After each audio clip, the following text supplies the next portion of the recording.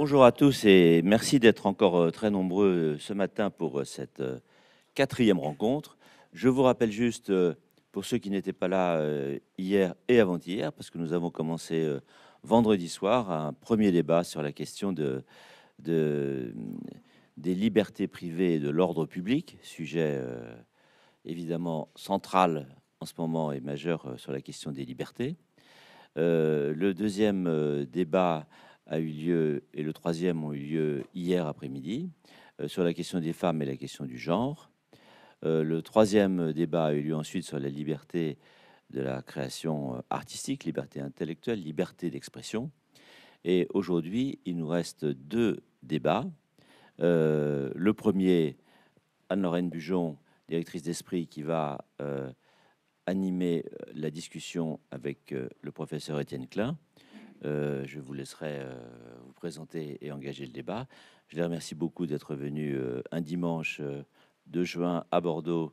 C'est tout à fait méritant. On est très heureux. Vous êtes ça va. Bon, on est très content. Et cet après-midi, on aura encore un débat sur les questions économiques, finances et capitalisme financier et liberté.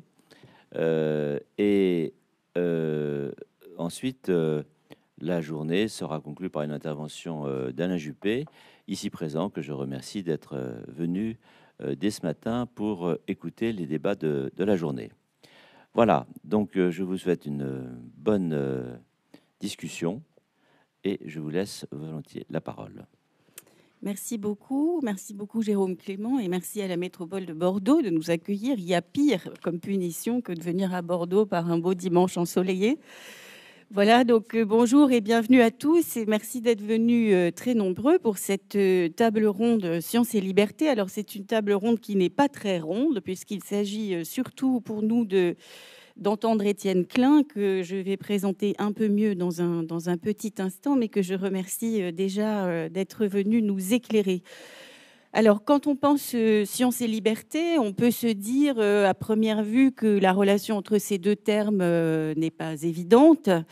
Et voilà, penser que d'un côté se situe le savoir et la connaissance, qui pour être pur devrait bien se garder de s'occuper, par exemple, de politique, et que de l'autre côté, la liberté, comme registre d'action ou comme registre d'existence humaine, elle se situe résolument du côté de la morale et de la politique. Pourtant, on sent, je crois, spontanément que ces deux notions se nouent et s'intriquent, qu'une relation se noue entre les deux, et on pense spontanément à des expressions qu'on utilise très couramment comme la liberté de la recherche. Alors, où en est-on de cette question de la liberté de la recherche aujourd'hui ? Et puis, en parallèle, et ce n'est pas sans rapport avec la question de la liberté de la recherche, je crois qu'on voit très bien aussi que ces deux notions se nouent dans l'idée de progrès, qui a tant animé toute l'histoire intellectuelle et politique, sociale aussi, du XVIIIe, du XIXe siècle, et que cette idée que l'homme pourrait s'élever par la connaissance, qu'il est appelé à s'émanciper par un certain accès à la connaissance, c'est une des idées qui est peut-être en crise aujourd'hui, avec l'impression que savoir et connaissance se sont découplés d'une réelle aspiration au progrès ou d'un réel espoir dans le progrès. En philosophie, vraiment pour brosser à très très grands traits, on voit bien qu'il y a deux grands courants pour évoquer la notion de la liberté. Pour l'un, elle se situe précisément dans une certaine forme d'exercice de la raison. Alors, on pense ici à Kant quand il dit, par exemple, « ose savoir ». On voit bien que c'est une question de liberté.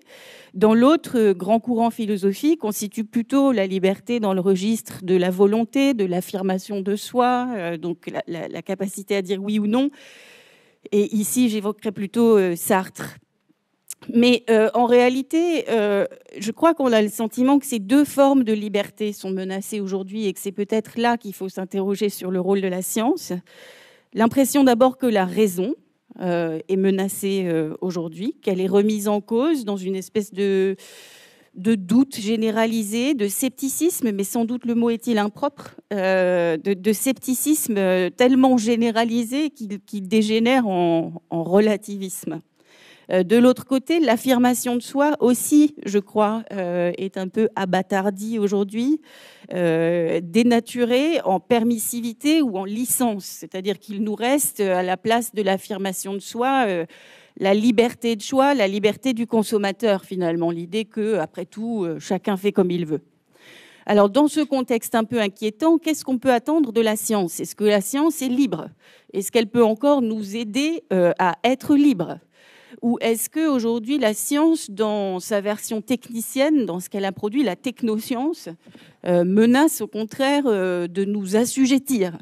Je crois qu'on a toutes ces questions présentes à l'esprit et toutes les inquiétudes que génèrent aujourd'hui les manipulations des vivants, l'épuisement des écosystèmes, la volonté d'augmenter l'homme.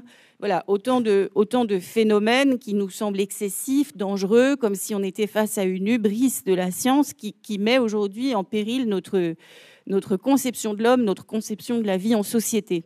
À tel point qu'on se demande, je crois, si l'heure n'est pas venue de contrôler la science et de contrôler les scientifiques. Idée, évidemment, qui comporte un aspect très dangereux. Alors, ce sont toutes ces questions et d'autres encore sur lesquelles nous avons la chance de pouvoir interroger ce matin Étienne Klein. Alors, Étienne Klein, on le connaît bien, donc je vais me permettre de le présenter très rapidement. Donc, vous êtes physicien et philosophe des sciences, vous êtes chercheur, vous êtes enseignant, vous êtes producteur de radio où vous animez une émission, La Conversation scientifique. Et vous êtes l'auteur de nombreux ouvrages sur la physique des particules, la question du temps, mais aussi sur de grandes figures d'hommes de science comme Majorana ou comme Einstein. Et pour citer quelques-uns de vos ouvrages les plus connus, je mentionne juste les tactiques de Chronos, paru en 2003, Le facteur temps ne sonne jamais deux fois, paru en 2007, Tout n'est pas relatif, qui nous rapproche peut-être un peu déjà de notre sujet du jour, paru en 2017. Et puis ce petit ouvrage, Sauvons le progrès, un dialogue avec Denis Lafay, paru aux éditions de l'Aube en 2017, que j'ai trouvé hier à l'excellente librairie Mola.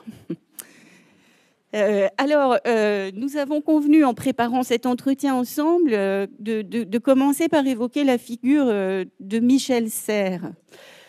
Michel Serres, qui est disparu tout récemment, qui lui aussi était philosophe et historien des sciences, qui est un homme du pays, si j'ai bien compris, ou en tout cas pas loin, qui était engagé comme vous dans la diffusion démocratique de la connaissance scientifique. Et puis, une figure que j'avais envie d'évoquer, parce que pour moi, qui ne connais pas grand-chose à l'histoire des sciences, Michel Serres est une figure d'homme libre, d'homme lucide, mais lucide sans être désespéré. Donc, je voulais vous demander, Étienne Klein, que nous dit Michel Serres, finalement, sur cette question science et liberté? Bien, bonjour à toutes et à tous. Merci à M. Juppé et à M. Clément pour leur invitation. C'est un plaisir de venir à Bordeaux, même quand on se lève très tôt et que l'avion tarde à décoller. Je m'excuse au passage pour mon retard. Enfin, en effet, j'ai connu Michel Serres alors qu'il engageait un projet qui s'est appelé le Trésor des sciences. Il avait eu l'idée de rassembler des scientifiques de plusieurs disciplines, dont le vocabulaire de ces disciplines se trouve des mots communs.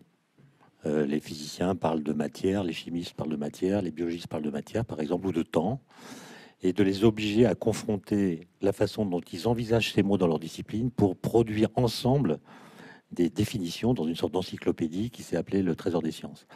Ça nous a demandé 5 ans de travail parce que c'était pas du tout évident, et on s'est rendu compte à mesure qu'on avançait des difficultés de l'entreprise. Et Michel Serres était là avec sa faconde, son esprit espiègle pour nous encourager ou parfois pour ricaner de notre naïveté. Mais en fait, Michel Serres faisait partie de ces gens qui pensent qu'on doit penser d'abord à la hauteur de ce qu'on sait.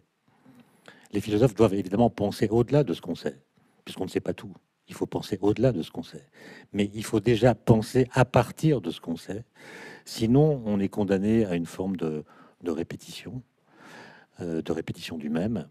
Et il était, comme moi, ou plutôt moi j'étais comme lui, convaincu que le briquet de l'intellect, de l'intellect, c'est le paradoxe. c'est parce qu'on voit des paradoxes dans des façons de dire, ou entre ce qu'on pense et ce qu'on constate, que la pensée se met en route et peut évoluer. Et puis il avait donc cette espèce de bonne humeur permanente, mais je pense qu'il était également profondément désespéré. Ce qui n'était pas l'image qu'il donnait toujours, mais par exemple, il explique à plusieurs endroits que Hiroshima a coupé l'histoire en deux et que on doit désormais penser à partir d'Hiroshima et d'une certaine façon d'embarquer la science finalement dans des projets qui sont éventuellement mortifères, même s'ils sont commencés pour des raisons éthiques. C'est-à-dire les physiciens européens qui ont quitté l'Europe pour aller aux États-Unis entre 1933 et 1939 et ont participé à la construction de la bombe atomique, l'ont fait pour des raisons éthiques. Ils ne voulaient pas qu'Hitler soit le seul à avoir la bombe, et pour de bonnes raisons. Et donc, c'est des histoires assez compliquées. Et Michel Serres, qui passait souvent à la télévision, n'était pas dupe de la notoriété que donne la télévision et du relativisme, d'ailleurs, qu'elle induit. La première fois que je l'ai vu, c'était un déjeuner où il avait, pour la première fois, rassemblé l'équipe du Trésor des Sciences qui allait travailler à ce projet de dictionnaire. Il racontait, alors c'est une histoire sans doute inventée, mais peu importe. Il disait, l'autre jour, une dame m'a arrêté dans la rue, près de la place de la Nation, et m'a dit, à vous, monsieur, je vous connais, je vous ai vu à la télévision, vous êtes Hubert Reeves. Et Michel Serres répond, non, madame, je suis désolé, moi, je suis Albert Einstein. Et la dame a dit, ah, je connais pas. Alors voilà déjà l'évocation de plusieurs grandes figures de scientifiques. Vous avez parlé aussi du paradoxe, en fait, qui crée comme une sorte de court-circuit. Enfin, l'image est peut-être malheureuse, mais dans la pensée, mais en tout cas une ouverture. Et je voulais peut-être commencer par vous demander, par curiosité, n'étant pas scientifique moi-même, dans la démarche scientifique, finalement, quelle part, vous avez dit penser à la hauteur de ce qu'on sait, donc quelle part effectivement d'accumulation de connaissances, d'apprentissage, de rigueur, d'acceptation jusqu'à un certain point d'une parole d'autorité par rapport à la créativité, l'inventivité, finalement, à quel point est-ce que la liberté entre dans une démarche scientifique? Alors, je vais faire une réponse de Normand en disant que ça dépend des périodes et ça dépend des crises qu'on doit affronter. Il y a des périodes de crise où, sans liberté ou sans imagination, on ne peut pas déjouer le problème. Einstein disait justement que on ne peut pas résoudre un problème dans les termes où ce problème se pose. Il faut inventer une autre solution et donc faire usage de sa liberté de penser ou d'imaginer des concepts, des idées qui peuvent échapper à ce que la théorie jusqu'alors permettait de croire. Il y a un scientifique, un physicien même important du 19e siècle qui s'appelle Boltzmann. Et lui, il a été le premier à vraiment théoriser la liberté de penser chez les théoriciens. Il était un théoricien, c'est-à-dire quelqu'un qui invente des théories plutôt qu'il ne fait des expériences. Et il disait, quand je suis théoricien, je suis absolument libre, au sens où je peux faire toutes les hypothèses dont je pense qu'elles sont dignes d'intérêt. Mais une fois que la théorie est élaborée, je ne suis plus libre, puisque c'est à la nature de décider si ma théorie la rencontre ou non. Autrement dit, il y a à la fin un verdict qui est celui de l'expérience. C'est une question compliquée, mais en tout cas, c'est en ces termes qui présente la chose. Et l'expérience est le seul arbitre de ma liberté. Ce ne sont pas les collègues, c'est l'expérience. Et si mes idées sont telles que jamais elles ne peuvent rencontrer l'expérience, parce qu'elles ne sont pas assez précises, ou parce qu'elles sont simplement métaphysiques, alors ce que je fais, c'est autre chose que de la science. Donc il y a un jeu avec la liberté qui est limité par le fait que, à la différence par exemple des mathématiques ou de la philosophie, la physique a le souci du contact avec le réel. Non pas qu'elle veuille décrire la réalité dans son ensemble, mais elle veut entrer en contact avec quelque chose qui a à voir avec la réalité. Et c'est l'expérience qui permet d'organiser cette rencontre, qui n'est pas de la pure observation, mais qui est la mise en œuvre de protocoles très spécifiques qui viennent voir en quoi les implications d'une théorie peuvent être vérifiées par des expériences dédiées et non pas simplement par l'observation. Je dis ça parce que vous parlez de la liberté, c'est le sujet de vos rencontres. C'est un très beau sujet, mais je pense que déjà, il y a un lien entre République et connaissance. Le général de Gaulle, si je le cite bien, quand il prononce son discours du 4 septembre 1958, au cours duquel il présente la constitution de la Ve République, dit ceci: « C'est un temps où il lui fallait se réformer ou se briser que notre peuple, pour la première fois, recourut à la République. » Et il poursuit: « La République est la souveraineté du peuple, l'appel de la liberté et l'espérance de la justice. » Alors, ça veut dire que si c'est un milieu commun, c'est un milieu dans lequel les connaissances, notamment scientifiques, doivent pouvoir circuler librement, c'est-à-dire sans obstacle, sans entrave d'aucune sorte. Et ça, c'est pas si facile à réaliser. Évidemment, aujourd'hui, on peut diffuser toutes les idées scientifiques qui sont à notre connaissance, si j'ose dire, mais on peut aussi diffuser toutes sortes d'autres choses.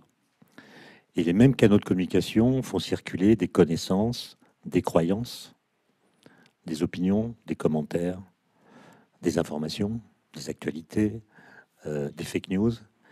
Ces choses ont des statuts complètement différents, mais étant médiatisées par les mêmes canaux, ont des statuts qui se contaminent. On vient nous dire, à nous scientifiques, que nos connaissances, en fait, sont des croyances. On vient nous dire que les croyances sont des formes de connaissances. Évidemment, il y a une forme de porosité entre la notion de croyance et celle de connaissance. Mais quand même, dans l'histoire des idées, les connaissances se sont fabriquées d'une certaine façon. Et quand je parle de croyance, évidemment, ce n'est pas un terme que je réserve aux champs religieux. On a tous des croyances. Mais il me semble qu'il y a une différence de statut qui n'est pas très nette, mais qui existe néanmoins. Et on a tendance à la perdre. Et notamment, moi, de plus en plus, j'observe, là, c'est pas du tout un travail de sociologie que je livre, c'est un point de vue d'observateur subjectif, mais j'ai l'impression que de plus en plus, on se donne le droit, dopé au narcissisme, de contester ce que disent les scientifiques au nom d'une forme de bon sens. Voilà. Or, la science, je parle de la science moderne, celle qui naît, disons, au XVIIe siècle, elle s'est construite d'emblée contre le bon sens. Autrement dit, faire de la science, c'est d'expliquer, disons, certains phénomènes que nous observons à partir de lois qui contredisent les phénomènes. Pensez à toutes les lois physiques que vous avez apprises au lycée ou plus tard. Toutes les lois, y compris celles de la physique classique, parce qu'on pourrait immédiatement penser à la physique quantique, qui est assez surprenante, mais dès la physique classique, les lois physiques sont des lois qui contredisent l'observation. Or, on se sent, nous, autorisés à partir du spectacle du monde, de l'observation, et à en déduire ou à en induire certaines lois qui sont toujours fausses. Je vous donne un exemple. Quand vous faites tomber des corps de masse différentes, vous voyez qu'ils tombent à des vitesses différentes. Quand vous cessez d'exercer une force sur un corps qui se déplace, le corps s'arrête. Tout ça, c'est ce qu'on observe. Et puis arrive Galilée qui dit, non, tous les corps tombent à la même vitesse. Ce qui n'est pas ce qu'on voit. Et puis, si j'arrête d'exercer une force sur un corps, son mouvement continue indéfiniment, en ligne droite, à vitesse constante. Ce qu'on appelle le principe d'inertie. On n'a jamais vu ça. D'accord ? On n'a jamais vu un mouvement inertiel. Et pourtant, c'est l'idéal d'un mouvement qui ne s'amortisse pas, qui ne s'amortit pas, qui a été la façon de comprendre l'amortissement des mouvements que nous observons.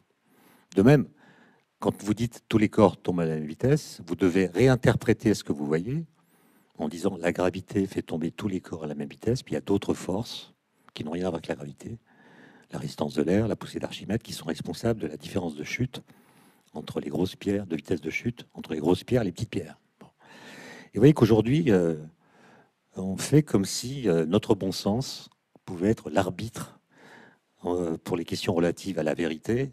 Et ça me semble très, très dangereux parce que ça diffuse une espèce de populisme scientifique. Mon collègue Gérald Bronner, il appelle ça le démagogisme cognitif, où on pense que son ressenti est une source de vérité plus crédible que ce que des siècles de travail fait par les scientifiques ont permis d'objectiver. Un exemple, si vous me permettez, qui m'a traumatisé, mais je suis traumatisé depuis longtemps sur ces questions notamment relatives au climat. L'autre jour à Paris, il faisait 3 degrés au mois de mai. 3 degrés au mois de mai. Et une émission a lieu, et le sous-titre de l'émission, c'est « Le refroidissement climatique ». On invite... donc il y a 4 messieurs climato-sceptiques qui invitent une dame qui est plutôt écologiste, mais qui n'est pas climatologue. Et donc, il n'a pas les armes scientifiques pour répondre à des objections. Et on lui dit, mais madame, vous nous parlez de changement climatique, regardez, ça caille à Paris. Donc, il n'y a pas de réchauffement. C'est la preuve que Paris est le centre du monde, d'ailleurs. La température qu'il fait à Paris est le bon indicateur et le seul pertinent de la température globale de l'atmosphère, dont je vous rappelle qu'elle s'étend jusqu'à 100 km d'altitude. Vous avez la mesure à Paris, vous savez ce qu'il en est du climat de la planète. Vous n'avez pas besoin de regarder la Chine, le Spitzberg, le fait qu'il fait 4 degrés au pôle. Non, Paris. Non. Et vous voyez que c'est un argument qui est un argument de bon sens, qui est éloquent, qui est convaincant aux yeux de certaines personnes, mais qui est évidemment complètement faux. C'est aussi stupide que si vous disiez, découvrant que votre compte en banque est à découvert, que la France est en faillite. Voilà, et ça, je trouve qu'il me semble qu'on entend ça de plus en plus souvent et que ça détruit, disons, des formes d'argumentation qui sont forcément associées à l'explication scientifique. C'est-à-dire, si vous donnez des résultats scientifiques sans dire comment ils ont été obtenus, ben, ils sont entendus comme des arguments d'autorité. Et ça marche si le public fait confiance aux scientifiques. Mais si la confiance n'est plus là, ben on vous attaquera au motif que vous défendez telle ou telle position parce que vous appartenez à tel ou tel laboratoire qui a intérêt à ce que le public pense ceci plutôt que cela. Et donc, ça me semble compromettre cette libre circulation qui ferait des connaissances scientifiques un bien commun. Alors, vous avez devancé ma question parce qu'en vous entendant, je me disais, oui, cette volonté de s'en remettre au bon sens, c'est une forme de repli. Parce que ça indique très certainement un défaut de confiance, c'est-à-dire à partir du moment où la réalité scientifique, celle que vous connaissez vous, ces lois de la physique, en fait, montrent que des choses sont vraies qu'on ne peut pas voir. C'est vrai que pour s'élever à ce niveau-là, pour le coup, il faut avoir une confiance dans l'institution, dans les personnes, dans la démarche. Alors pourquoi, la question est peut-être trop vaste, mais pourquoi cette crise de confiance? Pourquoi Alors, moi, si vous voulez, je peux répondre en tant qu'observateur actif, disons, parce que moi, je m'occupe de diffusion des connaissances scientifiques auprès d'étudiants ingénieurs ou bien devant des publics plus larges, mais ce sont toujours des publics qui viennent aux conférences. Bon. Alors le grand public, celui qu'on appelle le grand public, c'est celui qui ne vient pas aux conférences. Et donc quand on juge de l'état des relations sciences-société à partir du public qu'on rencontre, on est victime d'un biais qui nous fait manquer la véritable perception du grand public vis-à-vis de la science. Simplement, en 30 ans un peu moins, mais dans 25 ans d'activisme dans ce domaine, je peux dire que j'ai constaté une évolution extrêmement rapide des réactions, des questions du public. Bon, du public que je vois, évidemment. Alors, la facilité, me semble-t-il, serait d'attribuer cette évolution aux réseaux sociaux qui permettent à chacun d'exprimer ce qu'il croit, beaucoup plus que ce qu'il pense d'ailleurs, parce qu'il y a très peu d'argumentation dans les réseaux sociaux, c'est plutôt ce qu'on croit, qu'on affirme, ce qu'on aime penser. Et d'ailleurs, on n'hésite pas très souvent à déclarer vrai les idées qu'on aime, hein, tout en disant qu'on aime la vérité. Mais en fait, on déclare vrai les idées qu'on aime, ce qui n'est pas du tout la même chose. Ce qui fait que les fake news, par exemple, sont beaucoup plus diffusées que les véritables informations. Ça a été étudié par des sociologues, justement, parce que les fake news correspondent en général à des informations dont on aimerait qu'elles soient vraies. Et comme on aimerait qu'elles soient vraies, le seuil critique qui permet de les accepter ou de les refuser s'abaisse et on les diffuse sans vérifier qu'elles sont vraies. Et d'ailleurs, quand on démontre qu'elles sont fausses, ça n'intéresse pas grand monde. Le New York Times vient de supprimer sa page dans laquelle ils analysaient l'histoire des fake news et expliquaient pourquoi elles étaient fausses. Ils ont retiré leur page parce qu'elle n'était pas lue. Donc ça, c'était quand même des symptômes inquiétants. Mais disons, plutôt que d'en trouver l'explication en me retranchant derrière l'idée d'une nouvelle technologie, disons, le numérique, et les réseaux sociaux, moi je pense que la chose est plus profonde et elle a été analysée notamment par un philosophe anglais qui est mort il y a quelques années, qui s'appelle Bernard Williams. Il a publié un livre qui a été traduit en français sous le titre Véracité et vérité. Et je vous recommande la lecture de ce livre parce que il pointe quelque chose qui, à mon avis, est fondamental. Il dit ceci: nos sociétés, qu'on pourrait qualifier de postmodernes, même si nos sociétés n'ont sans doute jamais été vraiment modernes, au sens de la modernité. Mais disons, elles sont postmodernes, et au sein de ces sociétés se trouvent deux courants de pensée qui sont contradictoires l'un avec l'autre, qui donc devraient se combattre, et peut-être même s'annuler mutuellement, mais qui au contraire, dit Williams, à cause d'un effet pervers, se renforcent mécaniquement. Alors ces deux courants de pensée sont les suivants. Le premier, c'est ce qu'il appelle le désir de véracité. Nos opinions sont éduquées, formées, informées, et évidemment, elles ne veulent pas être dupes de discours qui seraient tenus par des élites ou par des communautés nombreuses qui diraient la même chose. Donc ce désir de véracité, dit Williams, c'est le souci de ne pas être dupe d'un discours qui n'aurait pas de lien avec la vérité, mais qui serait tenu par ceux qui le tiennent, par l'intérêt qu'ils ont à le tenir. Donc ce désir de véracité en démocratie, il est légitime, on ne peut pas l'attaquer, même si dans ces pathologies, il devient la théorie du complot. Dès que plusieurs personnes parlent, on induit que si elles parlent de la même façon, c'est parce qu'elles se sont mises d'accord pour dire la même chose. Donc les physiciens, par exemple, ont comploté, je ne sais dans quelle instance, pour dire que la Terre était ronde. Mais ça, c'est un complot parce qu'en fait, elle est plate. Okay. Donc ce désir de véracité, voilà. Et puis, l'autre courant de pensée, dit Williams, c'est paradoxalement le déni de vérité. Alors pourquoi ? Parce que ce désir de véracité, qui normalement devrait servir la vérité, le désir de véracité, c'est une sorte d'enquête que vous menez qui vous permet d'aboutir à la détection de vérités locales ou partielles. Mais, nous dit Williams, en fait, le désir de véracité induit dans la société un esprit critique généralisé qui vient défaire l'idée qu'il y aurait des vérités assurées. Quand vous tombez sur une vérité, vous demandez, mais est-ce qu'elle n'est pas culturelle, contextuelle, locale, éphémère, historique, coloniale, etc. Relative. D'accord ? Donc le désir de véracité aboutit à l'idée que toutes les vérités sont relatives, ce qui vient défaire évidemment l'autorité des scientifiques et de tous les autres qui ont des vérités, mais qu'on va suspecter de parler pour des intérêts personnels ou communautaires et non pas parce qu'ils ont détecté une vérité. Et les scientifiques sont en plein là-dedans, et c'est très difficile dans ce contexte d'être dans la position que j'occupe, qui est centriste. C'est-à-dire, moi, je suis pas scientiste, je suis pas relativiste. Je suis dans la position de M. Bayrou, c'est-à-dire centriste, qui est une position stupide parce qu'on est topologiquement stupide, je veux dire, parce que le centre sur une droite, c'est un point. Alors que la gauche, c'est une demi-droite, ça fait beaucoup plus de points, et la droite, ça fait une demi-droite, ça fait encore plus de points, enfin autant. Et le centre, ben voilà, dès que vous êtes un peu décalé par rapport au centre, on vous dit que vous êtes relativiste, et dès que vous êtes décalé d'autre centre, on dit que vous êtes centriste.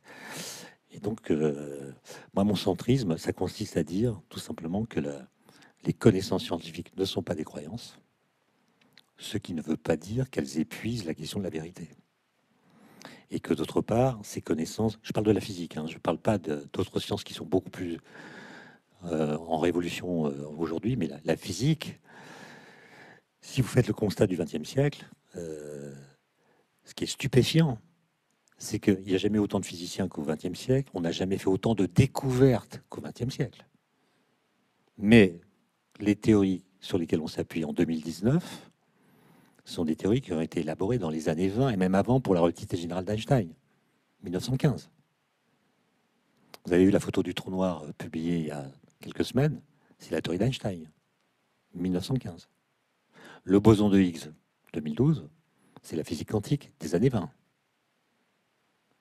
Donc, quel est le statut de théories élaborées il y a plus de 80 ans qui ont été capables de résister à toutes les données nouvelles que nous avons acquises depuis cette époque, alors même que, nous disent les philosophes des sciences comme Karl Popper, toute nouvelle donnée est capable de compromettre une théorie jusque-là considérée comme valide. Quand ça résiste aussi bien, ça veut dire non pas qu'on décrit la réalité, mais qu'on touche quelque chose qui a à voir avec la réalité. C'est pour ça que je m'oppose au relativisme absolu, si j'ose dire. C'est une contradiction dans les termes. Mais il y a un relativisme absolu qu'on entend aujourd'hui, à savoir que toutes les connaissances scientifiques sont des constructions sociales. Bon, je pense que c'est quelque chose qu'on ne...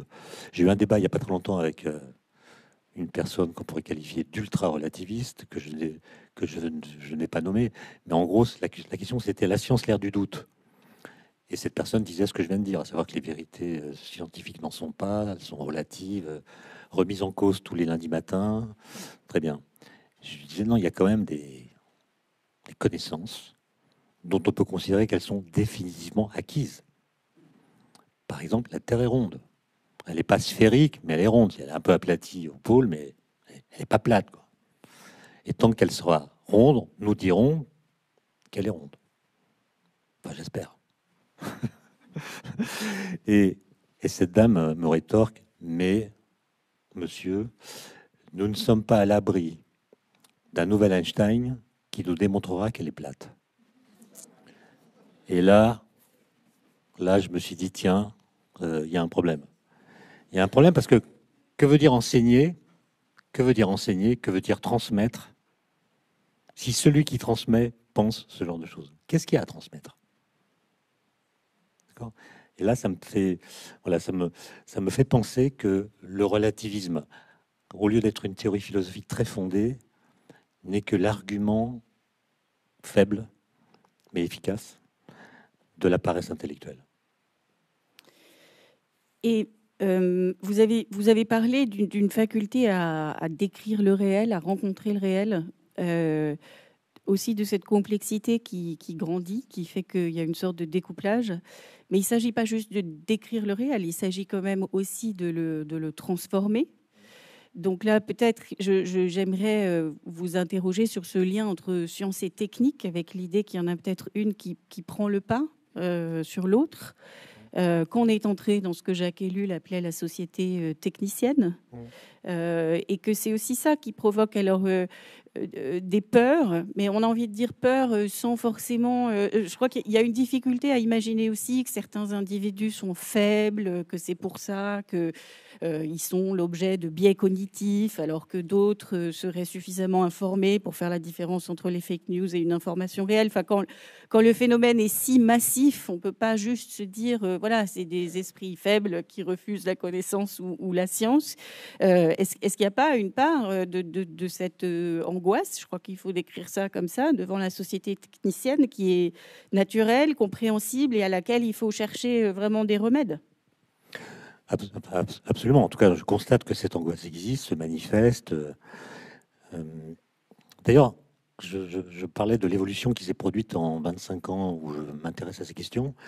Et j'ai observé, en faisant un petit sondage auprès de mes étudiants, que le dicton « on n'arrête pas le progrès » en une génération a changé de sens. Dans ma génération, quand on était étudiant, il me semble, d'ailleurs je l'ai vérifié auprès de collègues de mon âge, dans les années 80, on n'arrête pas le progrès, ça voulait dire, c'était un jugement moral en fait, ça voulait dire, le progrès étant une bonne chose, il ne serait pas bien de vouloir l'arrêter. On n'arrête pas le progrès, ça voulait dire, ça ne se fait pas de vouloir arrêter le progrès.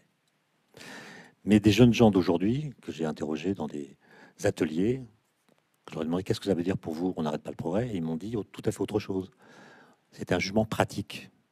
C'était l'idée que on ne sait pas où agir pour arrêter le progrès. C'est-à-dire la marche, disons, de la technologie, c'est autonomisé par rapport à nos désirs, de sorte que nous ne savons pas où agir pour que la technologie aille dans les directions que nous souhaitons qu'elle ait. C'est quand même incroyable quand une génération, ce renversement se soit produit. Alors, il y a beaucoup de choses à discuter autour de ça, mais je crois que la technologie est devenue le produit masquant de la science. Prenez par exemple un téléphone portable. Je n'ai pas une comptabilité exacte, mais pour faire un téléphone portable d'aujourd'hui, il faut mettre à contribution dans un petit appareil de quelques centimètres cubes les travaux de pas moins de 17 prix Nobel de physique. On trouve un téléphone portable, à cette échelle-là, c'est l'objet le plus complexe qu'on ait jamais fabriqué. Or, c'est le premier objet technologique pour lequel il n'y a pas de notice. Il n'y a pas de notice. Avec votre pouce, enfin votre index. Et même, on ne nous dit jamais comment ça marche. Et à la limite, il ne faut pas savoir comment ça marche. Donc c'est d'une convivialité extrême. Vous n'avez pas besoin de savoir comment ça marche pour très bien le faire fonctionner. Et si je compare cette situation à celle... Moi, je me souviens du jour où mes parents ont acheté une machine à laver la première fois. Il y avait une notice qui était épaisse comme ça, et pourtant il n'y avait que 2 boutons. Donc les choses ont changé. Autrement dit, c'est la convivialité de la technologie qui nous éloigne de la science. D'Alembert disait, plus il y aura de technique dans une société, plus cette société sera scientifique. Ça n'est pas vrai. Ça n'est pas vrai. Et même si vous prenez aujourd'hui un élève ingénieur, donc qui est au summum de la maîtrise de la technique, d'après les définitions qu'on donne de ce métier, vous demandez à un élève ingénieur, mais un téléphone portable, par exemple, vous appuyez sur l'écran, sur des touches, vous écrivez un email, votre correspondant le reçoit en Australie, sur son écran. Comment ça s'est passé? Est-ce qu'il y a eu des ondes? Est-ce que c'est des ondes électromagnétiques? Est-ce qu'il y a des satellites dans l'affaire? Est-ce qu'il y a des pigeons voyageurs secrets qui... Mais personne n'en sait rien. Mais personne n'en sait rien. D'accord? Et donc je pense que la science masque, pardon, la technologie masque la science, et notre éloignement par rapport à la science n'a jamais été aussi grand. C'est-à-dire, nous pouvons très bien vivre sans rien connaître à la science. C'est-à-dire, l'efficacité de la science nous permet de vivre comme si elle n'existait pas, ne se montrant que par les outils technologiques qu'elle a rendus possibles. Et ça pose la question de la liberté, d'une certaine façon, en tout cas, de la liberté de croire ou de ne pas croire à peu près ce qu'on veut, quoi. Et je trouve que c'est une situation originale, si vous voulez, intéressante. Parce que moi, je ne sais pas très bien comment faire. Parce que la science, pour l'expliquer, il faut du temps. Et c'est un peu comme la politique, d'ailleurs, je pense. La politique, il faut avoir le temps de parler, il faut pouvoir expliquer et argumenter pour convaincre, normalement. Mais aujourd'hui, on n'entend plus d'hommes politiques vraiment argumenter, les discours longs sont même pas retransmis. Et la science, c'est la même chose. Si je veux vous démontrer que le boson de Higgs existe vraiment, le minimum que je puisse faire, c'est 1 heure. 1 heure d'explication. Et encore, ça sera sauvage. Mais au moins, vous aurez quelques notions qui vous permettent de penser que ce que je dis n'est pas absurde. Mais cette heure-là, on ne l'a jamais. Le jour où on a découvert le boson de Higgs, on a annoncé la découverte le 4 juillet 2012, le réflexe des journalistes, ça n'a pas été de demander à un physicien d'expliquer en 1 heure le boson de Higgs. Ça a été de demander à 150 physiciens en 1 minute d'expliquer le boson de Higgs. Mais c'est pas linéaire. 150 physiciens qui parlent 1 minute ne diront jamais ce qu'un seul physicien pourrait dire en 150 minutes. Et là je ferai un parallèle entre la politique et la science de ce point de vue-là. Pour moi, la politique, elle a besoin de s'argumenter. Alors, vous avez vu comme moi les slogans des affiches lors de la campagne des européennes récentes. Bon, en quoi le slogan informe-t-il sur le projet? En rien. Et donc, ce qui fait que vous adhérez, procède à un tout autre registre que celui de l'argumentation. Alors attention, quand je dis argumenter, je parle de bien argumenter. On peut mal argumenter. Par exemple, les gens qui pensent que la Terre est plate, regardez sur Internet, ils ont beaucoup plus d'arguments que ceux qui pensent qu'elle est ronde, enfin, qui savent qu'elle est ronde. Ils ont beaucoup plus d'arguments. Ils sont tous faux, mais ils sont plus nombreux. Russell, grand logicien, disait attention à l'argumentation. On peut démontrer des choses vraies à partir d'arguments complètement faux. L'exemple qu'il donne, c'est Si 1 est égal à 2, alors je suis le pape. Comme le pape et moi, ça fait 2, ça marche. Voilà. Et donc voilà, c'est ça. Pour moi, c'est ça qui est en jeu aujourd'hui. Est-ce que nous allons conserver la capacité d'argumenter proprement dans un monde où nous sommes invités à aimer ou à ne pas aimer ce qui est dit? Il y a un très grand texte de Nietzsche, un très grand par la profondeur, mais très court par le nombre de mots. C'est un texte dans Humain trop humain qui s'appelle L'avenir de la science et qui a été écrit en 1871. Et dans ce texte, Nietzsche décrit exactement la situation d'aujourd'hui. Si je peux me permettre de citer quelques phrases, il dit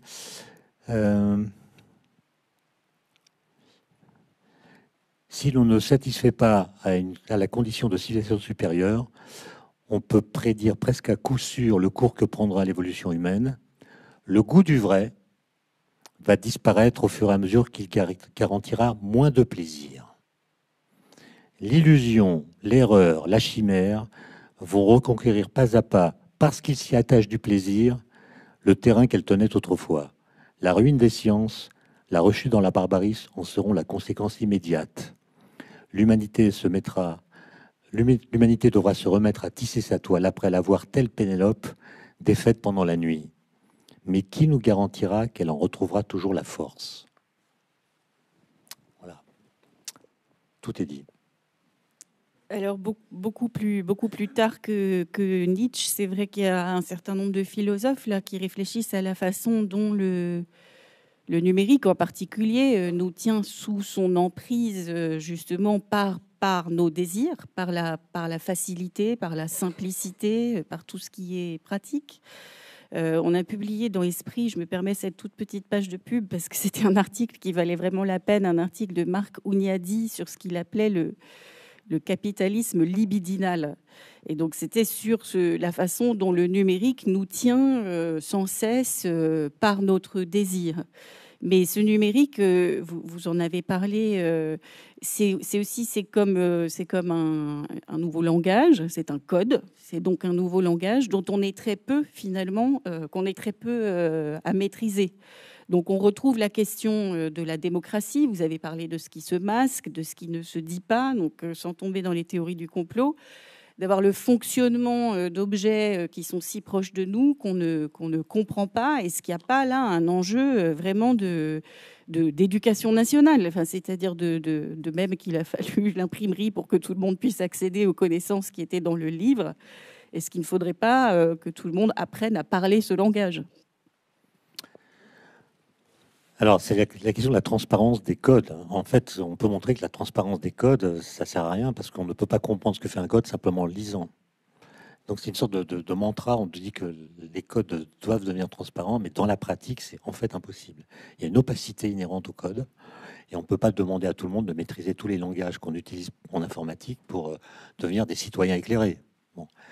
Alors, je voudrais d'abord dire une chose sur le désir que vous avez cité tout à l'heure, enfin à l'instant. Olivier Rey, que j'aime beaucoup, qui a failli d'ailleurs venir à ces rencontres, a écrit un livre dans lequel il explique que le capitalisme américain des années 50 a fini par saturer les besoins de la population. Tout le monde avait chez soi un frigidaire, une machine à laver, etc. Et donc, comment maintenir la demande alors que les besoins sont satisfaits? Et la réponse du capitalisme a été, on va satisfaire non pas le besoin, mais la pulsion, le désir. Ils avaient lu Freud, hein. C'est ce que dit Olivier Rey, que les gens qui ont pensé cette mutation, qui a fait passer de la réclame à la publicité. La réclame, en fait, elle informe. La publicité, elle vient exciter des désirs pour consommer. Donc le désir, c'est quand même le moteur de toute l'affaire. Or, pour ce qui est du numérique dont vous parlez, on est complètement schizophrènes les uns et les autres. C'est-à-dire qu'à la fois, on est bien conscient qu'en donnant nos données en échange des services donnés, on donne quelque chose qui est le prix à payer pour ce service qui nous est vendu gratuitement. Mais on paye, en fait. On paye Facebook, etc., en donnant nos données, à partir desquelles des logiciels vont s'activer pour voir quels sont vos choix, quelles sont vos opinions politiques, etc. Et moi, je suis absolument stupéfait de la docilité avec laquelle, et même de l'enthousiasme avec lequel nous livrons nos données, nos photos de vacances, nos opinions, des choses qui, pour nous, ont semble-t-il grand intérêt, mais qu'on va diffuser alors qu'elles n'intéressent personne. Enfin, il y a quelque chose d'assez pathologique là-dedans, dans le fait de se montrer en toutes circonstances comme si chaque événement de notre vie méritait une reconnaissance mondiale, quoi. Et tout ça, ça alimente les données. Ça alimente les données. Les logiciels sont quand même encore imparfaits. Pas plus tard qu'hier, moi, j'ai la faiblesse, parfois, quand j'ai pas le temps d'aller à la librairie, que je fréquente pourtant beaucoup, j'ai commandé un livre sur Amazon, et j'en ai déjà commandé dans le passé, donc j'ai une petite liste de commandes Amazon. Et Amazon, ayant analysé par un algorithme les livres que j'ai tendance à commander, me recommande d'acheter mes bouquins. Bon. Donc, ils n'ont pas encore fait le lien entre le consommateur et le producteur. C'est rassurant quand on se dit que tout n'est pas encore Mais complètement au point. Oui. Ça veut dire que mes lectures sont cohérentes avec mes livres. Voilà. Non, mais voilà. Mais je pense que voilà, je pense que c'est très difficile de comprendre ce qui se passe, de comprendre ce qui se construit et de comprendre ce qui se détruit. On a parlé de Michel Serres tout à l'heure. Michel Serres était un grand chantre des nouvelles technologies, comme vous savez, mais en fait, lui pouvait se positionner comme il l'a fait par rapport à elle, parce qu'il venait de l'ancien monde. Parce qu'il venait de l'ancien monde. Et donc, il avait un regard éclairé qui lui permet de circuler intelligemment dans ce réseau. Mais les jeunes gens d'aujourd'hui, qui n'ont connu que ce monde, vont-ils aller de leur propre initiative faire toutes les lectures que Michel Serres a faites dans sa vie? Et non, non. Et si on n'a pas cette connaissance en amont, on est victime de toutes sortes de silos cognitifs. C'est-à-dire que votre façon de vous propager dans Internet est très liée à ce que vous pensez. Et vous allez être enfermé dans votre pensée alors que vous prétendez vous ouvrir. Tout simplement parce que le cerveau, il a été modulé au cours de l'évolution pour maximiser votre confort psychique. Et donc, vous allez aller vers les textes, les idées qui correspondent à vos idées. On ne va pas lire pour se faire du mal. Quand on est de gauche, on ne lit pas le Figaro. Quand on est de droite, on ne lit pas Libération. On veut être conforté. Et donc, notre façon de circuler sur Internet, sans qu'on en ait conscience, conforte ce que nous pensons. Si vous êtes climato-sceptique, en voyageant sur Internet, vous renforcerez votre climato-scepticisme. Et ça, c'est quelque chose dont il faut avoir conscience. Quelles sont les parades? Je ne les connais pas vraiment, mais en tout cas, il faut les avoir en tête pour agir proprement.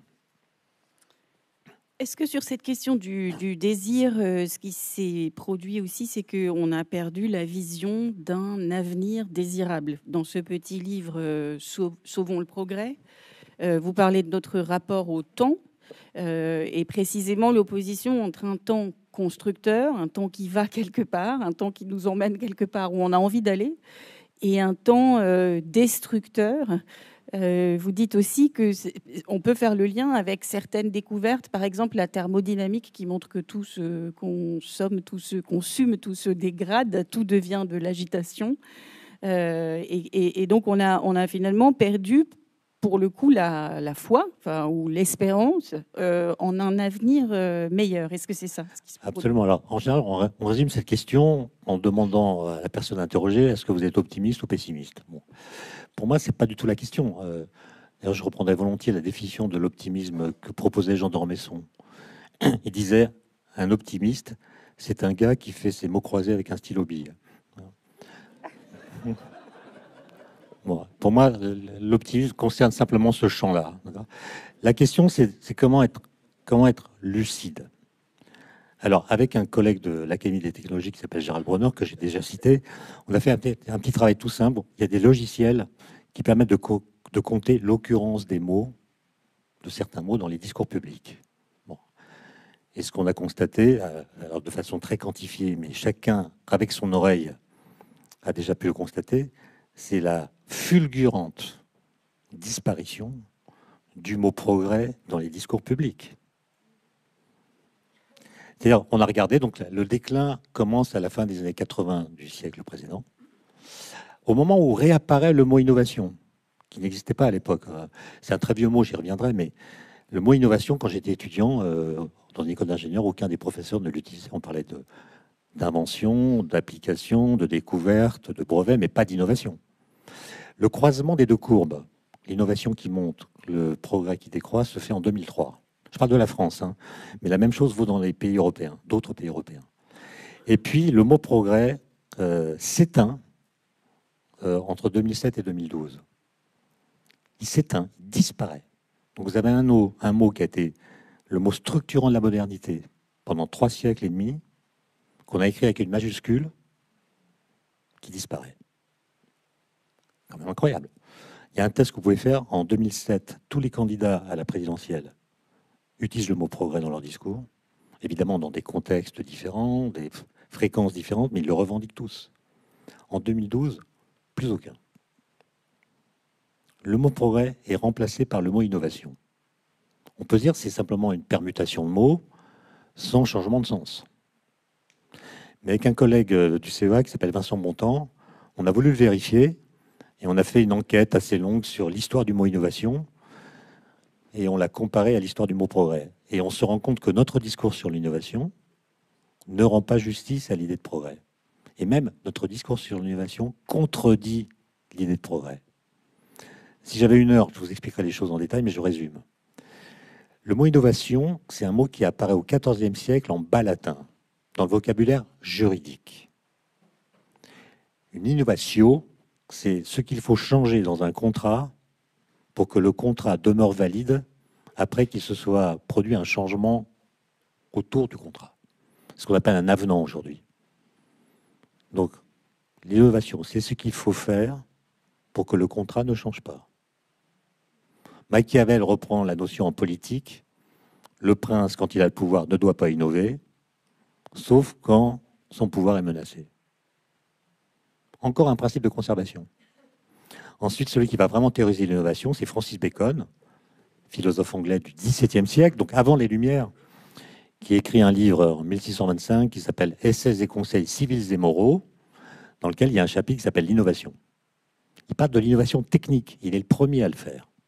Moi, je donne ce texte à lire à mes étudiants, sans leur dire qui l'a écrit, ni quand ce texte a été écrit. Et comme ça a été traduit chez Vrin en français moderne, ils me disent c'est un texte Jacques Attali, je sais pas, Alain Minck, bref. Donc ça veut dire que nous parlons de l'innovation aujourd'hui comme on en parlait du temps de Francis Bacon. Que dit Bacon? Que le temps qui passe dégrade la situation. Comment empêcher que le mal l'emporte? Par l'innovation. L'innovation, c'est ce qu'il faut faire pour empêcher que le monde se défasse. D'accord? Donc le temps est corrupteur. Et l'innovation maintient le monde, empêche la corruption de gagner à la fin. Il ajoute qu'il ne faut pas innover trop rapidement, sinon la population rejette l'innovation. Il ne faut pas non plus innover trop lentement, parce que si on innove trop lentement, les dégâts produits par le temps qui passe deviennent irréparables. Et donc il conclut en disant il faut innover au rythme du temps, qui est une phrase ambiguë. Maintenant, vous lisez le rapport de la Commission européenne de 2010, qui veut faire de l'Union européenne l'union de l'innovation pour l'horizon 2020, en remplacement du traité de Lisbonne qui voulait faire de l'Union européenne la société de la connaissance. On est passé de connaissance à innovation. Si vous lisez la première page du document, qui fait 50 pages au total, document dans lequel le mot innovation est cité 307 fois, sans être nulle part défini. On dit voilà, l'Europe a compris qu'elle est soumise à des défis dont la gravité s'accroît avec le temps qui passe, compétitivité vis-à-vis des grands blocs extérieurs, raréfaction des ressources, vieillissement de la population, changement climatique, etc. Et elle a compris qu'elle ne pourra relever ces défis que par l'innovation. C'est Francis Bacon. C'est pas la philosophie des Lumières. C'est Francis Bacon. Le temps qui passe est corrupteur et on doit travailler à empêcher la disparition de notre monde. La philosophie du progrès, c'est tout à fait autre chose. C'est le temps est constructeur, il est complice de notre liberté et de notre volonté, et on est capable de configurer un avenir attractif et crédible qui sera notre avenir si nous consentons à fournir les sacrifices, parce qu'il n'est pas automatique, qui permettront à ce nouveau monde d'advenir. Donc quand on dit c'est une idée qui est doublement consolante et sacrificielle. Elle est consolante parce qu'elle nous console des malheurs du présent au motif que nos enfants vivront mieux que nous. Elle est consolante aussi parce qu'elle donne un sens au sacrifice qu'elle impose. Luc Ferry résume ça en disant « Croire au progrès, c'est accepter de sacrifier du présent personnel au nom d'un futur collectif. » Ce qui suppose que le futur collectif soit dessiné. Or, il ne l'est plus. Personne ne parle de 2050. Moi, quand j'étais adolescent, on me parlait de l'an 2000 tous les jours. Moi, personne ne parle de 2050 à mes enfants. Et je pense que là, ça crée une vacuité angoissante. Le futur est laissé en jachère intellectuelle. Et ça vient aussi du fait que quand les scientifiques, je ne parle pas de ceux qui étudient les trous noirs ou qui font de la physique des particules, je parle des scientifiques qui s'intéressent au climat, à la biodiversité, à la pollution, à l'énergie. Quand un scientifique parle du futur, ce qu'il dit n'est pas du tout attractif. Ce qu'il dit n'est pas du tout attractif. Pourtant, c'est crédible. Et donc, l'assise même de l'idée de progrès a été, en quelque sorte, terrassée par le fait que, quand un discours concernant le futur est crédible, il n'est plus attractif. Et donc, ça demande, non pas qu'on abandonne le mot progrès, pour le remplacer par l'innovation, dont la rhétorique est quand même mortifère. La rhétorique de l'innovation, c'est les gars, si on n'innove pas, on meurt. Les gars, si on n'innove pas, on meurt. C'est une rhétorique un peu triste, puisque c'est l'état critique du présent qui commande nos agissements, et non pas l'idée que nous faisons du futur. Et donc, il faut, à mon avis, si on croit au progrès, certaines formes de progrès, retravailler l'idée de progrès, c'est-à-dire la soumettre à elle-même.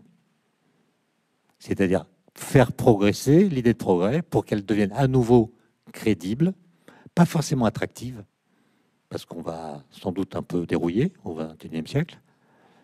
Elle n'est pas forcément attractive, mais on va pouvoir agir en ayant le courage de tenir compte de ce que nous savons. Le courage, un peu Kant si vous voulez, le courage de tenir compte de ce que nous savons. Kant, il disait « et le courage de te servir de ton entendement ». C'est une phrase ambiguë parce que moi j'entends des étudiants me dire « Monsieur, je ne suis pas d'accord avec Einstein parce que ce qu'il dit, je ne le sens pas ». Bon. Donc je pense que l'entendement, il a été tellement dopé au narcissisme qu'il faut... bon. Par contre, ayons collectivement le courage de tenir compte de ce que nous savons. Alors vous savez tous que dans ces dernières années, nous avons développé toutes sortes de stratagèmes intellectuels pour ne pas croire ce que nous savons. D'accord ? Songez à la fausse controverse sur le climat en France en 2009, qui a fait capoter des sommets internationaux, avec des arguments de bon sens. D'accord ? On développe des stratagèmes intellectuels pour ne pas croire ce que nous savons. Il faudrait qu'on laisse ça derrière et qu'on arrive à penser le futur à partir de ce que nous savons du futur. C'est évidemment difficile, parce que paradoxalement, nous avons compris des choses qui nous empêchent de prévoir. Nous avons compris que par des boucles nouvelles et inattendues, nous allons dépendre de choses qui dépendent de nous. Nous allons dépendre de choses qui dépendent de ce que nous allons faire. Or, nous ne savons pas dire ce que nous allons faire. Et comme nous ne savons pas dire ce que nous allons faire, nous ne savons pas dire ce qui va se passer. Voilà. Et c'est ça qui crée ce sentiment d'un futur catastrophique. Moi, je ne crois pas du tout à... J'ai des collègues, des amis scientifiques qui nous parlent de la fin de l'humanité à court terme, etc., à cause de l'effondrement de la biodiversité, etc. Moi, je suis persuadé que ça va secouer, mais ça a toujours secoué dans l'histoire. Ça va continuer à secouer. Mais je pense qu'il y aura des humains à la fin du XXIe siècle. Ce qui est menacé, ce n'est pas l'humanité.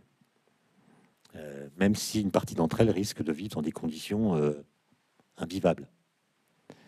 Ce qui est menacé, c'est l'humanisme.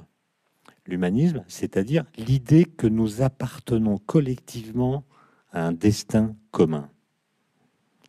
En gros, que nous sommes sur le même bateau, et ce bateau, c'est la Terre.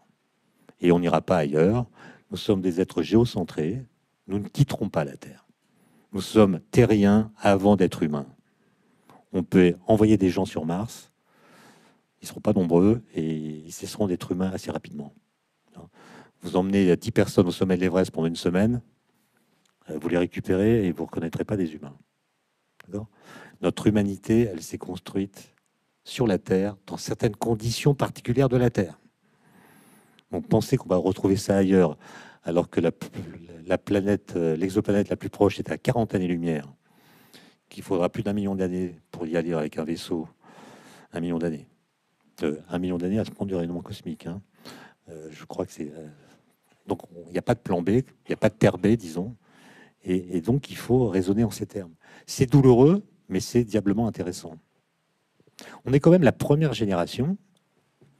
Alors, on vit quand même une période extraordinaire.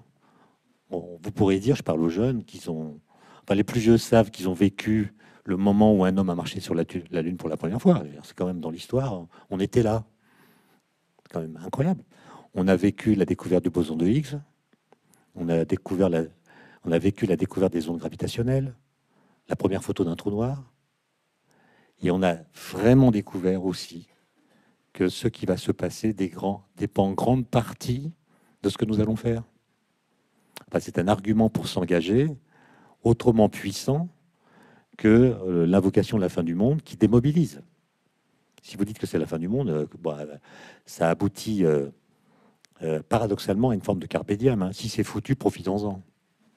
Je vous rappelle que l'anagramme de carpe diem, c'est ça déprime. Ça dit tout. Merci beaucoup. Alors, ça me paraît très bien de finir sur un anagramme.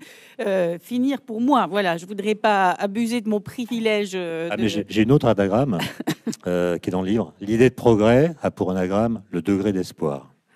Ah, il est bien. Alors, et du coup, moi, j'ai eu le droit de poser plein de questions. Je crois que c'est votre tour maintenant. On a une 20aine de minutes, si ma montre me dit la vérité. Et donc, on peut prendre quelques questions de l'auditoire. Alors, juste avant, bonjour à tout le monde. Je m'appelle Damien, je travaille pour le Conseil de développement qui co-organise donc ces entretiens liberté. Juste pour le signaler, comme j'ai pu le dire à Étienne Klein, cette conférence a été préparée par ce collectif de citoyens au mois de mai à travers une lecture collective d'un ouvrage de Mathias Girel qui s'appelle Science, territoire de l'ignorance. Donc, on va proposer à l'une des personnes qui a pu travailler sur cette lecture collective, peut-être qu'elle nous fasse part pour démarrer les questions d'une de ces questions et ensuite on prendra peut-être des paires de questions pour permettre à Étienne Klein de réagir. Merci.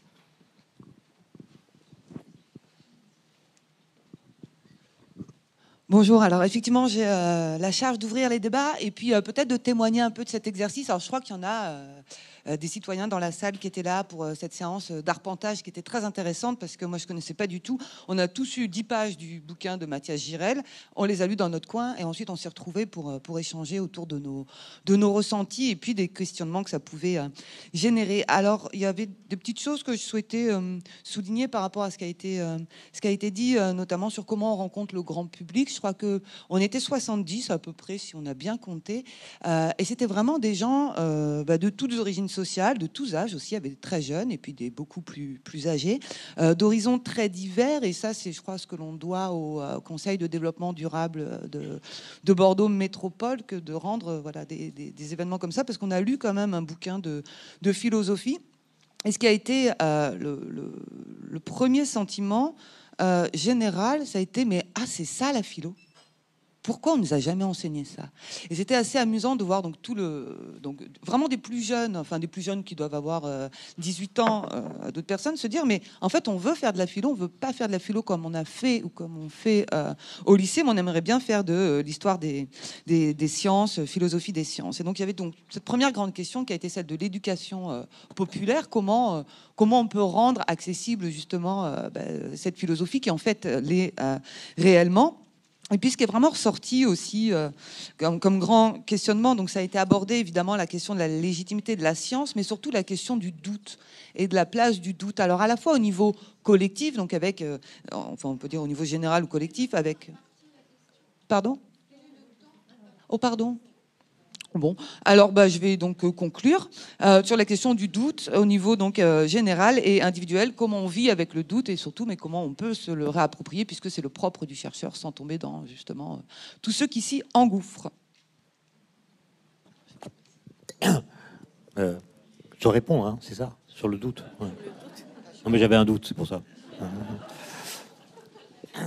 Alors, une petite remarque sur ce que vous avez dit à propos de l'enseignement de la philosophie. Moi, je ne critique jamais le corps professoral parce que je pense que c'est un corps héroïque d'enseigner la physique, la philosophie, les mathématiques à des jeunes gens qui ont des tablettes et qui sont constamment sollicités par toutes sortes de choses intéressantes.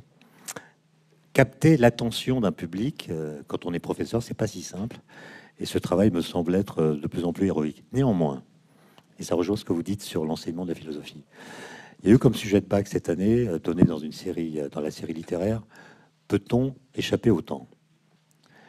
Et ce qui m'a surpris, c'est de lire les corrigés officiels. D'abord, je ne savais pas qu'il y avait des corrigés officiels. Et en gros, il fallait dire ceci. Ben non, on n'échappe pas au temps parce qu'on est mortel. Je vous le fais court, hein. On n'échappe pas au temps parce qu'on est mortel. Mais l'homme aspire à l'éternité et il est capable d'expériences qui lui font oublier sa mort. L'expérience du beau, de l'art, de la vérité peut-être.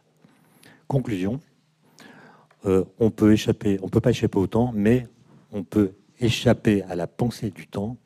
Il faut donc vivre du mieux possible le temps qui nous est imparti. Alors, ouais, c'est officiel. Bon, moi, je ne savais pas que le temps, c'est la même chose que la mort, par exemple. Je ne vois pas en quoi cette question, dans sa réponse, ne mobiliserait pas les travaux des physiciens. Einstein, il a dit des choses sur le temps. Enfin, est-ce qu'on peut penser le temps comme le pensait Épicure? Seulement. Je dis ça parce que le même sujet a été donné à l'agrégation de philosophie cette année, le temps. Bibliographie, Saint-Augustin, Kant, Husserl, Heidegger, Merleau-Ponty, Bergson. Mais Newton, Einstein, Boltzmann, que je citais tout à l'heure, ils ont changé notre façon de comprendre le temps.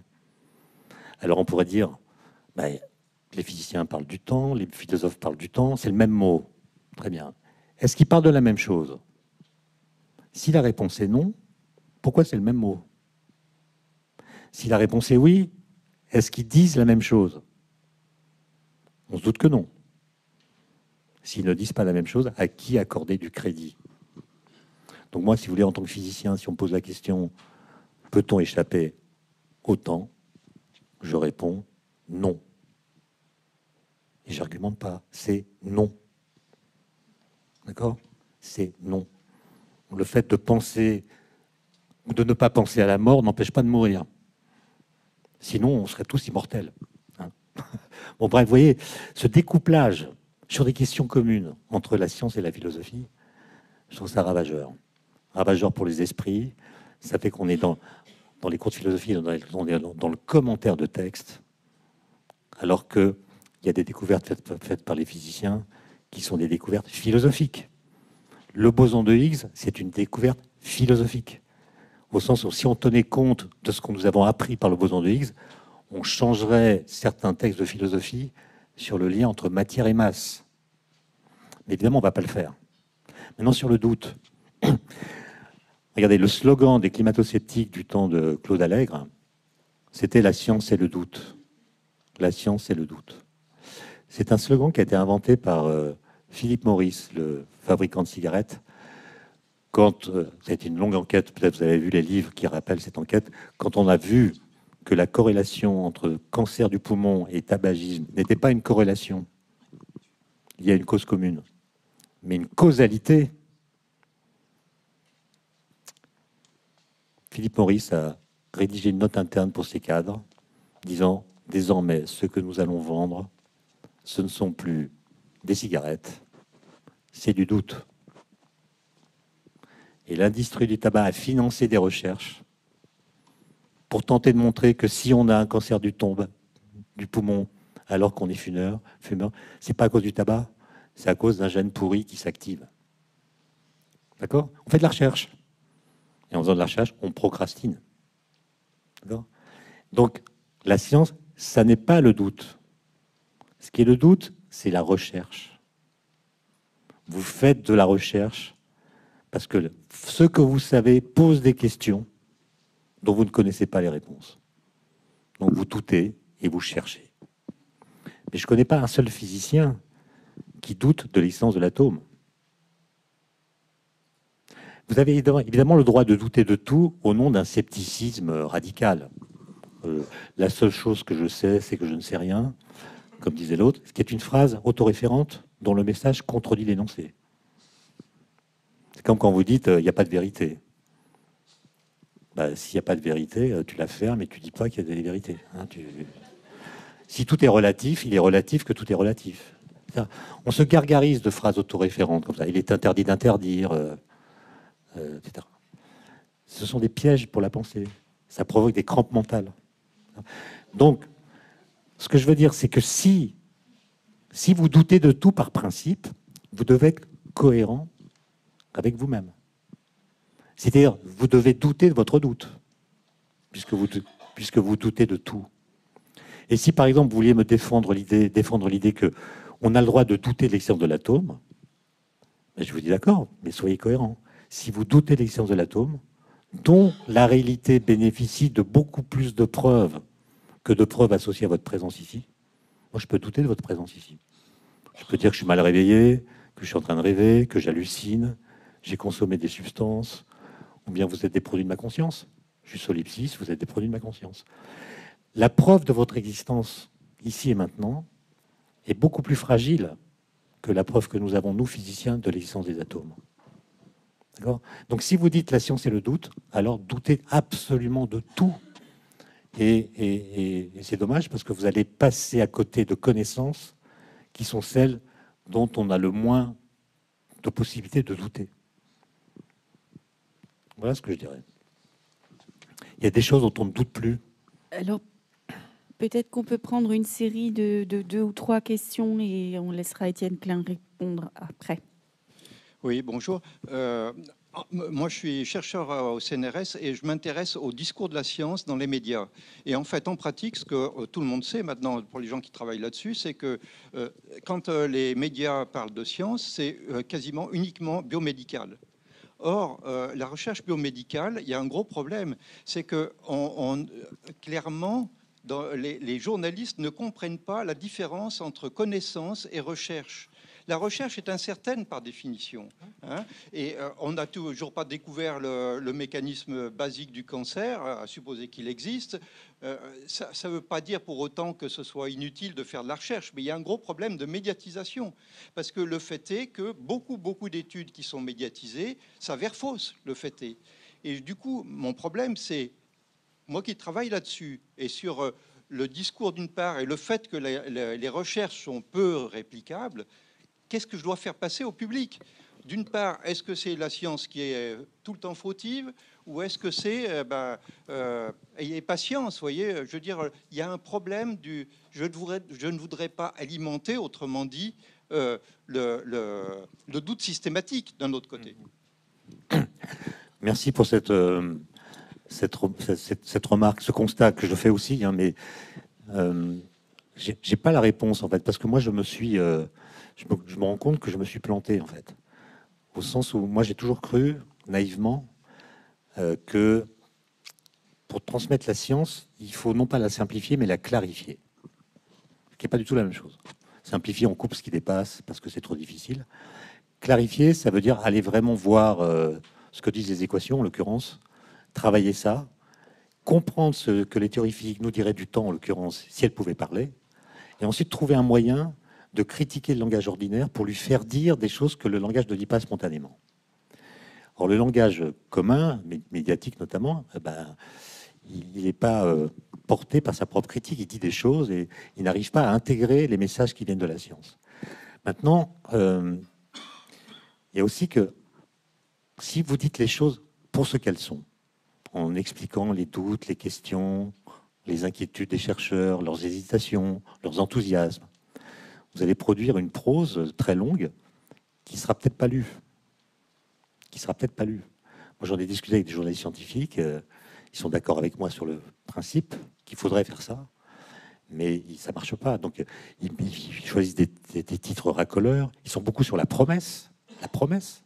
Le nombre de fois où des magazines scientifiques ont annoncé pour bientôt un traitement contre le cancer, c'est innombrable. Mais la question, c'est est-ce qu'on attend de la science de nous aider à réfléchir, ou est-ce qu'on attend de la science qu'elle nous sauve? Il me semble que les gens attendent de la science qu'elle les sauve. Et donc, toute amorce de titre qui laisse entrevoir un espoir est aussitôt balancée par un titre qui va lui promettre la catastrophe. Et donc, on est dans des sauts émotionnels permanents, espoir, crainte. Impression, c'est ce que disait Aristote, hein, que c'est les deux ressorts de notre intérêt, soit d'avoir peur, soit d'être enthousiaste. Et on n'arrive pas à sortir de ça. Donc, je n'ai pas de réponse concrète à votre question, mais je suis conscient, comme vous, qu'il y a là une véritable difficulté. Avions-nous d'autres questions? Oui, moi je suis formation ingénieur. Disons, j'ai l'âge, j'ai 60 ans, et j'ai connu, ça m'a passionné tout ce que vous avez dit sur les changements lors de ces dernières décennies. Donc scientifique, je voulais être astronome, donc je vous connais parce que j'étais aussi à un festival de Florence d'astronomie. Et en particulier, je m'aperçois que depuis des années, dans ce festival par exemple d'astronomie, des thèmes très, très physiques, physiques scientifiques, deviennent de plus en plus métaphysiques, philosophiques, sur la nature, etc. C'est là que j'ai entendu Hubert Rees, on en parlait tout à l'heure, qui disait que par exemple qu'il a toujours rêvé d'aller dans l'espace, mais que maintenant, compte tenu des ressources, du problème des ressources sur Terre, il renonçait. Si on lui proposait d'aller dans l'espace, il dit non, c'est pas raisonnable, donc je ne vais plus aller dans l'espace. Donc c'est une espèce de renoncement. On parlait des désirs tout à l'heure. Ce qui a fait le moteur un peu de l'humanité pendant quelques millions d'années, c'est le désir et le progrès. Et maintenant, on commence à montrer ça au niveau cérébral. Donc par rapport à ce que vous disiez, ce qui m'inquiète, c'est que maintenant, en effet, on sait que la Terre, il n'y en a qu'une, il n'y a pas de plan B, et qu'une croissance infinie, etc., sur une Terre finie, on n'y arrivera pas. Donc je pense qu'il est là le problème, c'est que tout le monde aujourd'hui, enfin tout le monde devrait savoir que c'est un fait. Et ça, l'humanité le découvre aujourd'hui. C'était il y a 30 ans, non. Enfin, moi, j'ai fait des voyages, j'ai profité, je me suis épanoui. Maintenant, j'ai ma fille qui a 30 ans, je ne peux plus lui dire la même chose. Parce qu'elle sait que ce n'est pas vrai. Voilà. Donc c'est quand même assez inquiétant, je pense, au niveau humain. Donc en tant que scientifique, par exemple, je connais d'autres gens aussi où les enfants diraient moi, je n'ai pas envie de faire de la physique parce que ça, je ne vois pas bien finalement. En effet, on ne pourra pas aller sur Mars, on ne pourra pas aller. Donc ça sert à quoi Voilà, donc c'est un peu, c'est pas désespéré ou espéré, mais je comprends un peu votre désarroi aussi à répondre à certaines questions. Maintenant, pour nous sauver, moi j'ai mon bouquin d'anagramme, je vais faire signer après, c'est là-dessus que ça va nous sauver. Il y a d'autres dimensions. Merci. L'anagramme comme une autre dimension, je trouve ça formidable. C'est le contraire de la phrase autoréférentielle, ça ouvre sur ouais, d'autres. Ce qui est embêtant avec les anagrammes, c'est que l'anagramme de la vérité, c'est relative.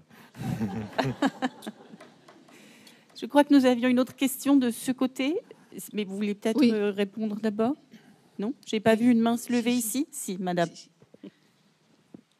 Donc je suis moi-même chercheur CNRS. Donc j'aurais beaucoup de questions, mais bon, je vais rebondir directement sur la personne avant le dernier, le monsieur qui vient de parler. Donc en fait, j'ai l'impression que nous sommes passés d'une ère, d'une époque où, là où j'ai vécu, moi, quand j'ai commencé ma carrière, de croire que la science et la technique pourraient tout résoudre. Une confiance absolue dans les chercheurs, c'est ce que j'avais, moi. Et d'ailleurs que j'ai toujours, c'est l'idée du progrès dont vous avez parlé. Ce progrès, et allons-nous-y, parce que nous avons confiance absolue. Et on est passé à une étape de croyance, en fait, que l'opposé complet, que la science et la technique nous amènent à notre propre perte et à notre destruction. Je pourrais même dire fake innovation, carrément, parce que c'est ça. On a besoin d'innovation factice. Alors après, je suis positiviste, fondamentalement. Donc j'aimerais vous dire, en fait, le centrisme, je suis tout à fait d'accord pour le centrisme. Et ne pourrions pas nous créer un mot pour réconcilier tout le monde dans l'idée de retrouver le progrès, d'un relativisme bienveillant qu'on appellerait centrisme, au sens, ce n'est pas un relativisme d'extrême, mais c'est un relativisme éveillé, prêt à comprendre que nos techniques actuelles, forcément, ont apporté énormément de résultats, mais elles sont relatives au sens où elles nous font voir, à chaque fois, elles nous démontrent une partie, comme un puzzle, de la réalité. Et ce puzzle est en train de se construire et n'a pas fini de se construire. Donc oui, le progrès, nous sommes dans la marche du progrès pour décrypter ce puzzle qui s'offre à nous. Qu'en pensez-vous ? Merci pour ces questions, commentaires qui me dépassent complètement, comme si je pouvais résoudre ces questions par tel ou tel propos, telle ou telle action. Moi, je fais un constat très proche du vôtre, hein, mais je pense que on a la responsabilité vis-à-vis, disons, de la jeunesse, de tenir un discours qui les engage à agir et à s'instruire.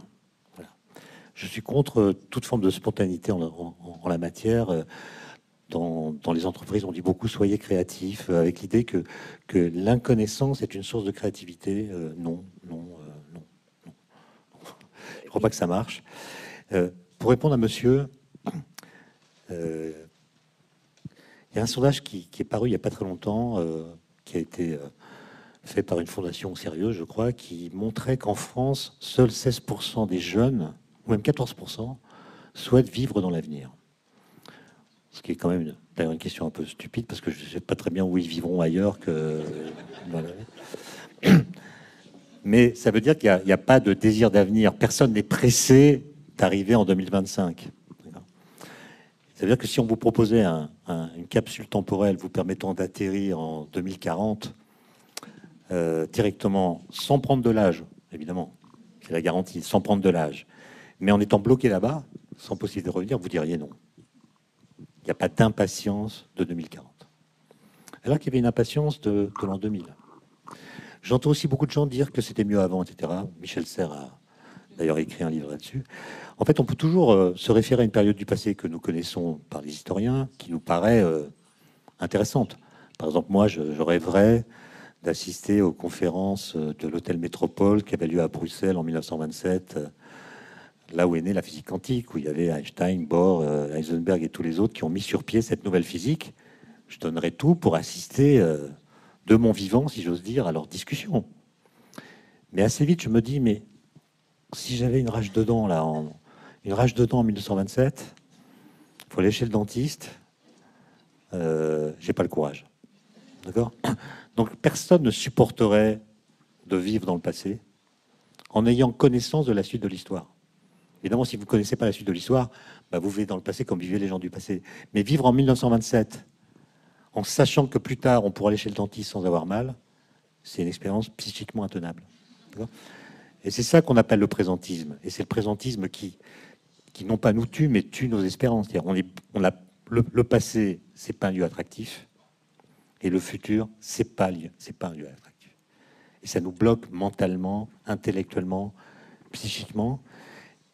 Et je pense qu'il y a dans ce phénomène-là, pas seulement tout ce qu'on a dit, à savoir que ce qu'a dit Madame, il y a une sorte de retournement, l'idée que la figure de la révolution a été détrônée en une génération par la figure de la catastrophe.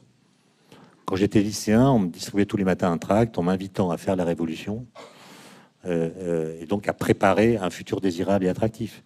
Aujourd'hui, on m'explique tous les matins que si je ne fais pas ceci, il va y avoir une catastrophe. D'accord ? C'est quand même une inversion de polarité extraordinaire. Et je pense qu'il y a un effet numérologique dans cette histoire. C'est que l'an 2000, c'était un changement de siècle et même de millénaire. Et donc on s'est dit, l'an 2000, c'est spécial. C'est un point dans le temps qui est spécial, alors que c'est complètement arbitraire. Et qu'on a attendu l'an 2000, un peu comme lorsqu'on est alpiniste, on attend un sommet. Dans la montée, on est concentré, on est tendu par l'objectif, on est spinoziste. Il y a une sorte d'union entre l'esprit et le corps. Et en général, on a la pêche. Puis on fait le sommet, on l'atteint, grande joie, pas très longue, et on redescend. Et ça, c'est la galère. C'est là qu'arrivent les accidents, on est fatigué, on a mal aux genoux, et on jure de jamais repartir en montagne. Et on est un peu là-dedans.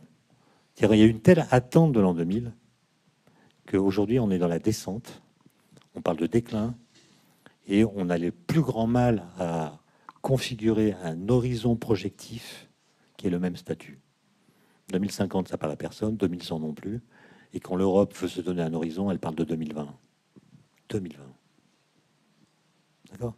Ça ne marche pas. Il faut penser à 2050, 2100, c'est-à-dire penser à une échéance qui concerne nos enfants en posant des questions qui sont quels sont nos leviers d'action ?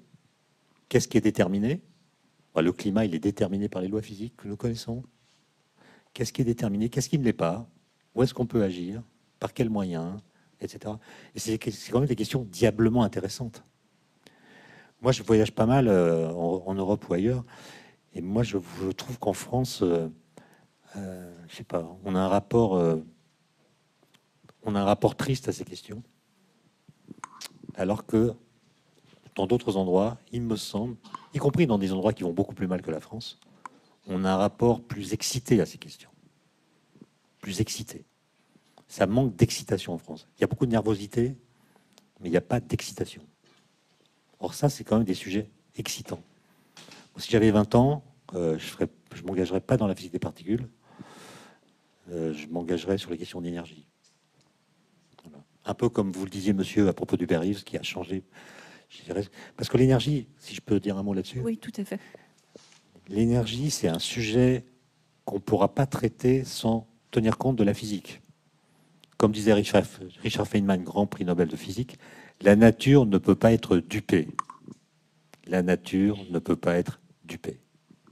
On peut duper les gens, pas la nature.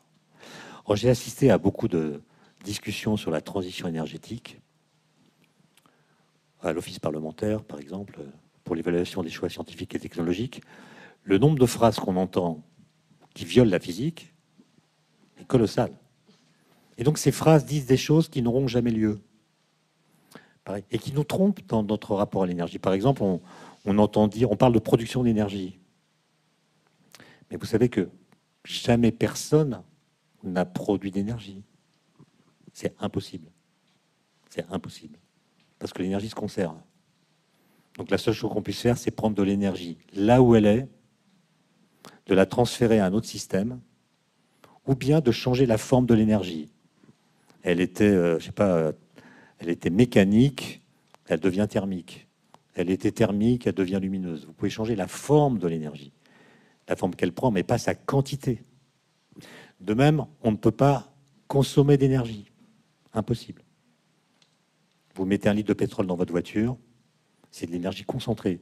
Dans un litre de pétrole, il y a 7 kWh, c'est-à-dire 7 bons repas que vous mangez au restaurant ou chez vous. On mange 1 kWh par repas. Un litre de pétrole, c'est 7 kWh. Vous roulez, ça convertit l'énergie du pétrole chimique en énergie cinétique. Vous allumez vos phares, ça fait un peu d'énergie électromagnétique ou lumineuse. Vous chauffez la route, vous chauffez l'air. Et à la fin, quand vous faites le bilan, il y a exactement la même quantité qu'il y avait dans le litre de pétrole. Donc vous n'avez rien consommé. Par contre, vous avez dégradé la forme de l'énergie. Dans le pétrole, elle était concentrée en 1 litre. Là, elle est dispersée sous forme d'agitation thermique, sous forme de ce qu'on appelle l'entropie. Donc vous avez dégradé la forme de l'énergie sans en consommer, sans en produire, simplement en changeant sa forme. Et je pense que si, au lieu de dire « j'ai consommé de l'énergie », je disais « j'ai créé de l'entropie », qui se retrouve dans l'environnement, dans l'atmosphère, j'aurais un rapport à ma soi-disant consommation d'énergie complètement différent. Je pourrais continuer longtemps et vous dire qu'il n'y a pas d'énergie renouvelable. D'accord, c'est un abus de langage. Il n'y a pas d'énergie renouvelable. Mes voisins, mon immeuble, c'est mon laboratoire de sociologie. Hein. Donc je questionne mes voisins. Mes voisins pensent que une énergie renouvelable, c'est une énergie infinie, à disposition indéfiniment. Non. Ce qui est renouvelable, c'est la source primaire. Donc le flux, la lumière du soleil, le vent, quand il y en a.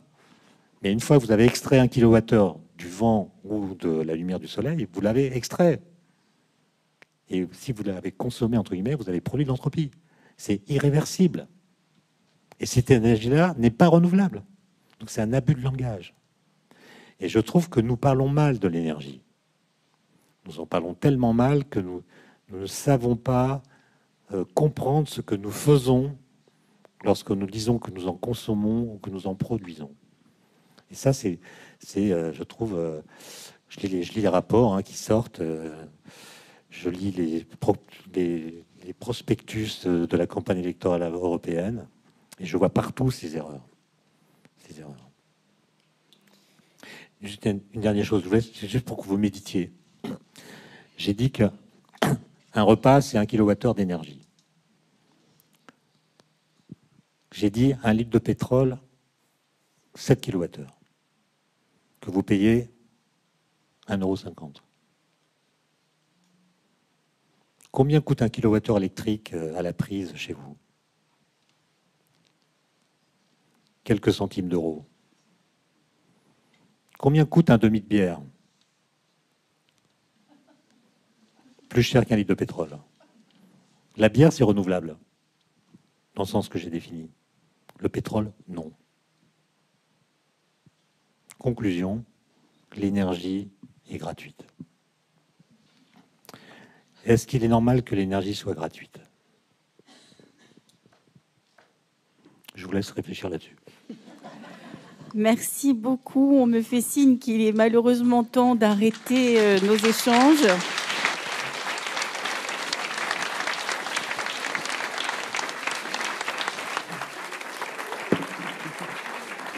Voilà, juste un très grand merci encore. C'était vraiment passionnant et merci de nous avoir montré que la science est aussi une question de mots et du choix des mots qu'on emploie. Merci.